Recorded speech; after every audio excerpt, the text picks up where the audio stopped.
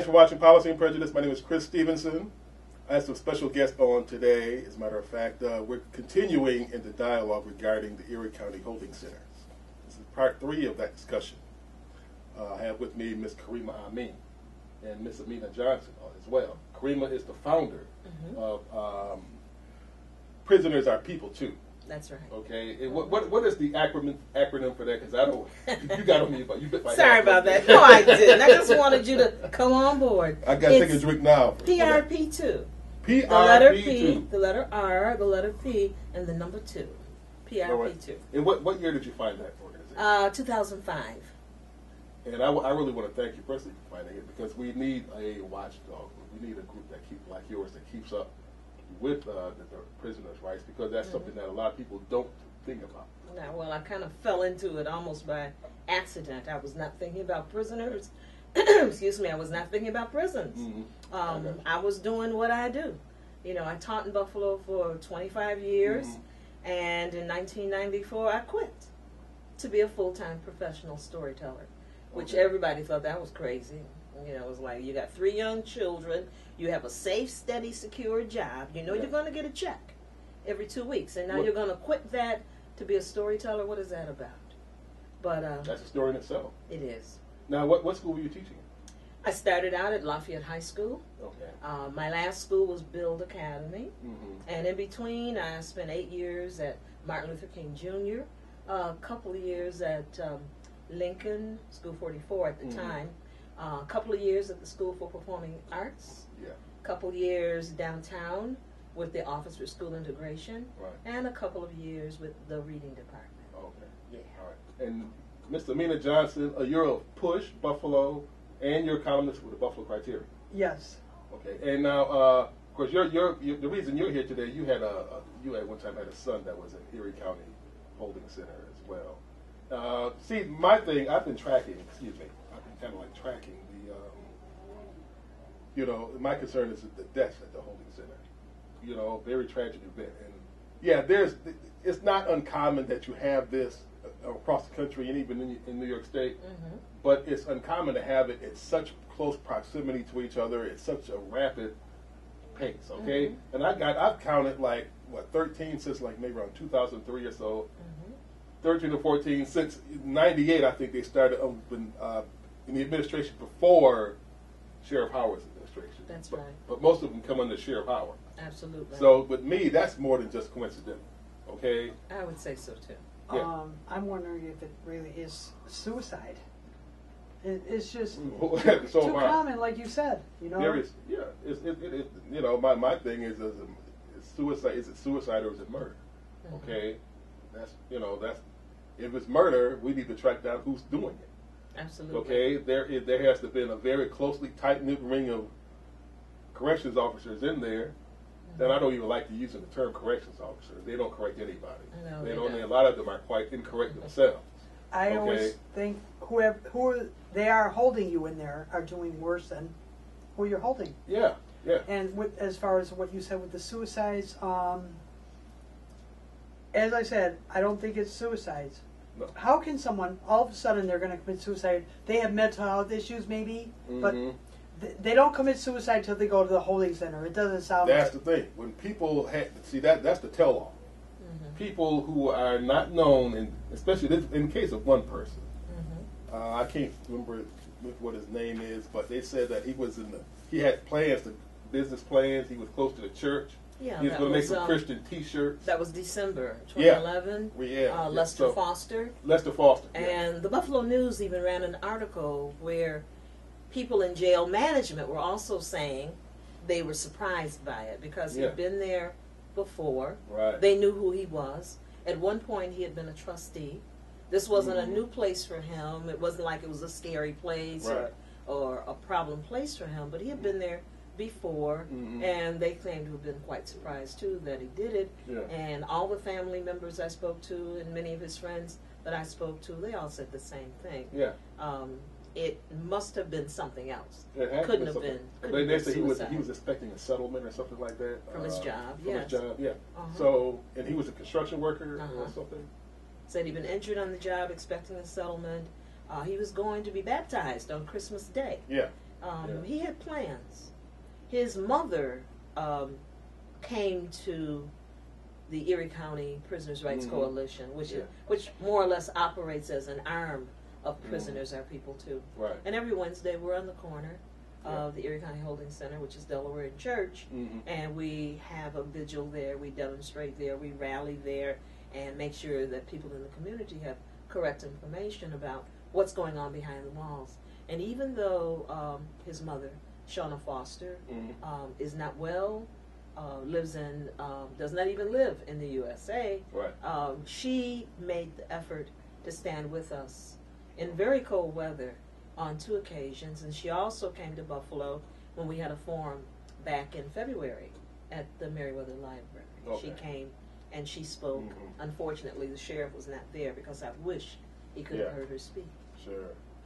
But see, that's the thing. You know, you mentioned Lester J. Foster. The other names I got: Keith John, Jeremy Kiekbush, Adam Murr, Joanne Jesse, Carmelo Torres, Michaels, Scioli, Patrick Chadwick, Eden Baez or Buzz. Eden Baez. I'm sorry. John John Marinaccio. I'm probably butchering some of these names. Okay, Christian Johns, Trevell Walker, Rakim Scriven, and of course the aforementioned Lester Foster. You know, that's a lot of people. That's too many people. And what I've been finding also, they seem to go in threes most of it. It seems like you make within 3 within a couple of months or whatever. Yeah. Well, for sure with the last 3, you know, you had September, you had October, and then December. Yeah. After the Department of Justice had the settlement, the stipulation for the order of dismissal. Yes. Even after that, there were 3 suicides. Yeah, exactly. So-called suicides. And, alleged suicides. Alleged suicides. Yes. Buffalo does not have New York State doesn't have a death penalty, but we got a death row here. Really, it sure looks like. You know what I'm saying? You know, I've heard comments from inmates. Prisoners. I'm going to say anyway. They would say things like, "I can't wait to get out of here. I hate this place. I can't wait till I go to prison." Now that's a heck of a thing to say. It is. So county jail usually is soft core prison. In county jail, it's a holding center. Innocent until proven guilty. Right. How are they judge and jury? How long has Sheriff Howard been the sheriff there? Was it 2006 or so? Okay. When I worked downtown, I can't even remember. Neither can I. So on around Family Court, I would hear comments like, "There's more rape that goes on in the Erie County Holding Center than in a prison, and it's done by the sheriffs." Wow. You mean the deputies? The deputies, yes, done by the sheriffs. More rape that's in a prison at the Erie County Holding Center. I had one time taken someone from downtown. I knew her from my neighborhood. She has lupus. And I guess she was arrested for prostitution. But anyway, now she was on her way home and she had no money. And my mother and sister had to go downtown for something, and I knew the girl. So we drove her back home. We talked to her. She said, "I hate that holding center. You get raped in there." And my sister, I know what she was going to say. My sister said, "Honey, why don't you tell the sheriffs?" She said, they're the sheriffs, they're the ones that are doing it.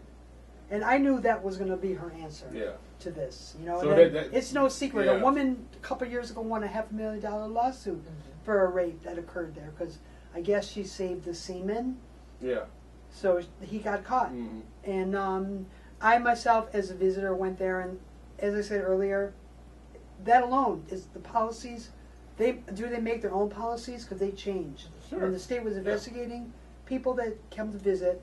Literally, you have to stand outside in the winter for 3 hours if you want to get in. Maybe you'll get turned away because you can't visit for this or that reason, but 3 hours to be one of the first few in line to make sure. That happens. That's just in the wintertime? No, it's all year round. It's all the time. But of course, you know, when it's winter and it's cold outside and you have a child with you, that can be a major problem. It is a major problem. So so what you're saying is really a culture. Number one, it's a culture of insensitivity. Absolutely. You know, between their staff and the visitors. The visitors, the community. And you can, and when you see that, you can only imagine what's going on with the family, with the prisoner. Which is what it kind of relates to what I said earlier, that I wish the sheriff had been present when Lester Foster's mother, in spite of not being very well, came and spoke. Because I think that those on the inside who are the management people are really out of touch with what the community is feeling, what the community's concerns are. One of the things she said when she did speak at the Meriwether Library was that the phone rang and she picked up, and it was the holding center calling, asked if she was Shauna Foster. Yes, I am. And whoever was on the other end said, I'm just calling to tell you that your son attempted suicide. Click. That was it. Really? No opportunity to ask a question. No opportunity to ask, is he okay? No opportunity to ask, where is he? And then she called back, and for the longest time, what she got was the phones ringing and ringing and ringing, and someone either not answering, so you give up and you hang up, or ring, ring, ring, ring, ring forever. Someone pick up and then hang up. That's cold to even have told her over the phone. That's amazing. Well, listen, back in 2010, I guess they had I think this is around the 19th. They had a citizens panel for jail oversight that was created, okay, and it was the Erie County Community Corrections Board. Are you a part of that group? I'm a part of that group. Yes. Okay. All right. I think back in March the 13th. The Community Corrections Advisory Board voted 12-1 to formally ask the legislature for a new position of ombudsman and pay for it for community funds. Is that the same board? Exactly, that's the board. Okay. Of course, now the only person that voted against you was Cheryl Green. That's correct. Okay. Is she still on? Is she still on the scene? No, not at all. She go out with Collins? Not at all. She went out with Collins, but then came back as a member of the advisory board. I mean, she was involved in a lot of what was going on before we even had an advisory board. She was not in favor of that. In fact, she was the one person who voted against having an advisory board. And then she joins the advisory board after voting voting against it. Yeah, and she's gone. No, she's gone. Yeah, well, yeah. She voted. She didn't want it, but then after it came to fruition, she gets on it. She asked to be on it. That's how they reported. She asked to be on it. That's how it was reported in the news. That she actually went to the county executive and asked that he appoint her. So, do you think, is she paid somebody behind her, or is she just that passionate about it? I don't believe she's real passionate, but I don't know. But I know one thing: she's gone, and we're very happy. She's in private practice now, and it's a good thing. It's a good thing because she was really holding up the works. I can imagine. Now, of course, I was with you guys. I got a chance to watch you guys a couple of weeks ago. Yes. At one of your meetings, and you voted there. You guys raised the question of an ombudsman at that time, and you all had a vote then and there, and which you voted in the affirmative. We did vote in the affirmative, and now the issue is how's it going to be paid for? We have taken it to the Public Safety Committee, which is a part of the Erie County Legislature. And we're trying to figure that out and work it out because we really do need someone who can be impartial, someone who can be objective, independent, who does not have ties to jail management. Sure. I took it upon myself one evening to go to Grand Island when the sheriff had his town hall meeting there. And it wasn't me as the only person from Buffalo. There were, in fact, 6 of us who went to Grand Island just to see what the tone would be like as opposed to a forum that we had here in Buffalo in the month of April 11th, as a matter of fact.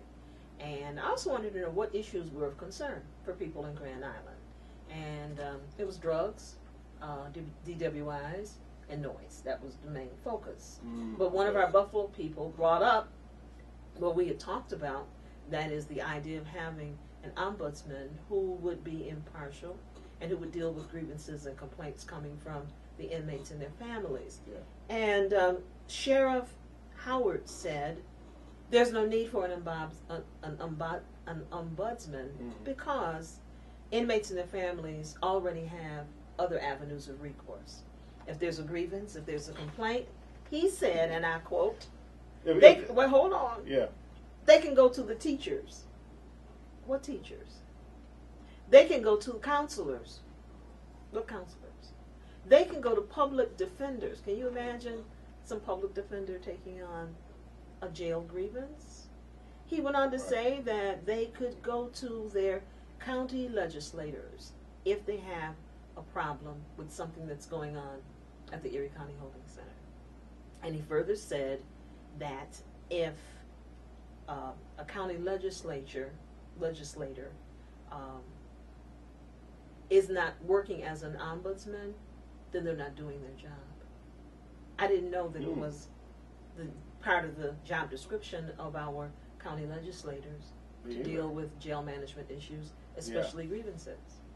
That's amazing. Yeah, that's he said this is where inmates and their families should go if they want recourse. Mm-hmm. He may have even mentioned the Office for Professional Standards. Yeah. But anybody I know can tell you, if you write a letter to the Office for Professional Standards, you're not likely to get a response. Well, is that the same as professional standards with the police department? Yes. Is it the same people? Same people.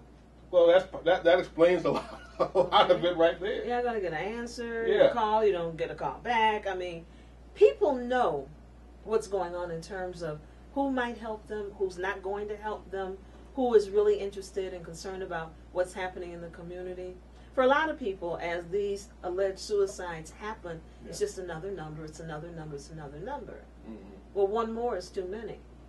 But true. For people to think of these individuals beyond numbers, but as people, representing families, therefore part of community, if people would just get in touch with that, they would see how wrong this is. And unfortunately, most people, don't connect because it's not touching them. Yeah. It's not their spouse, it's not their child, it's not their neighbor, and they don't care. But they could one day be in that situation. Any of us could. Sure. Or a family member, for the most trivial reason. Yeah. Oh, yeah. Yeah. Okay.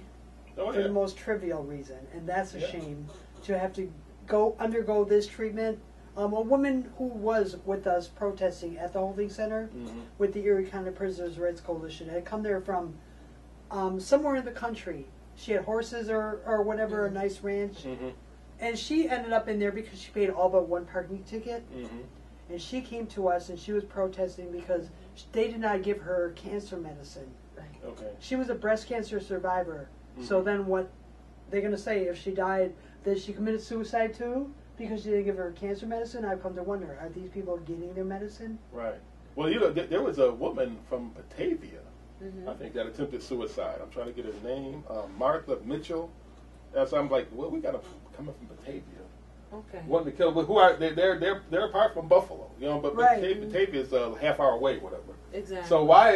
So how is it they want to come to Buffalo and commit suicide, get locked up in Buffalo? Doesn't make sense. They don't know anything about our, culture here or whatever the case may be. So there's something going on. Something I would dare say, I have to use the D word, demonic, going on inside that jail. Something evil. Yeah, well, extremely evil. I've been saying that since we first got involved in the suicide issue. Yeah. I've been saying it. I've said it on radio. I've said it on TV. Mm-hmm. There have been times when I've not said suicide, but actually said homicide because that's what I'm believing. That's what I'm believing. That's what this is. I don't think. I just don't believe that many people can be suicidal. Chris, I can't tell you how many people affiliated with jail management who feel that it's coincidence. No, it's not. No. I don't believe that. Nothing is ever coincidence. And then there's another segment who feel that this is a self-fulfilling prophecy. That, in fact, I think it might have been mentioned in one of the other interviews where, the sheriff is saying, you blame us when there's a suicide at the holding center. When people commit suicide at home all the time, you don't blame family members. So why are you blaming us because there's a alleged suicide? See, I want to talk about Sheriff Howard. Is Sheriff Howard is he a jerk off, or as Don Esmond calls him, Barney Fife? But I think it's worse because Barney Fife didn't know what he was doing. Okay. Barney Fife's a fictional character that doesn't always know what he was doing. All right. I think Sheriff Howard knows exactly what he's doing. Oh yes, he doesn't care. And as long as he can, nobody so far has gotten a chance to do anything. The only reason I believe he got voted in was because he was a lesser evil. I don't remember the man's name from Chickawaga. Glascott. You know, Glascott. yes, John Glascott. Yeah. Anyway, he was a lesser evil. That's how he got in. But Sheriff Howard needs to withdraw from his position. Yeah. Yes. When I was at the community forum prior to the one Karima went to, she was at the one at Meriwether Library. I attended that one. We were all on the microphone asking him questions. Yeah. I asked about the policy changing about the visitors with standing outside for 3 hours. It was no coincidence that while the state investigation was going on, one day I went to visit. Yeah. I am standing outside. I don't see anybody out there. It's like, am I the first one here? Yeah. I never was the first one there. Anyway, I was outside for maybe 5 minutes and the sheriff came outside. He said, "What are you doing standing outside? Come on in." I'm like, all right, you know, so I'm seeing how this is going to play out. Come to find out, you didn't have to stand outside no more because the state was investigating, and that was like abuse. Grandmothers, little kids for 3 hours. Right. So now you're inside. I asked Sheriff Howard if the policy is going to change back to making people come back inside as opposed to now they're back outside. That was my first question to him. He said, when people were coming inside, now mind you, grandmothers, when I went there it was mostly grandmothers, people with their kids, and young women. With sheriffs walking around, he claims they were all there, and when they were waiting inside, they were vandalizing the holding center. So that's why they were put back outside. They were vandalizing. How do you vandalize a holding center? When all the sheriffs are walking around, you can't Yeah. you can't do anything. They bring out the dogs and everything, and Sure. sniff you for drugs. And that would have been I've new. experienced If anybody that. vandalized a holding center, that's new. This is the reason why Okay, they're but back outside. That's what he said. That's Yeah. what he he said. said. They were putting My graffiti on the wall. Okay. Okay. And We why got some weren't real they then crazy in the holding answers. center? Yeah. The grandmother or maybe their child was using a crayon. I don't know what he is talking about because I've never seen it, and I was there pretty frequent. Twice a week, okay, standing outside. Wow. And then my next question was,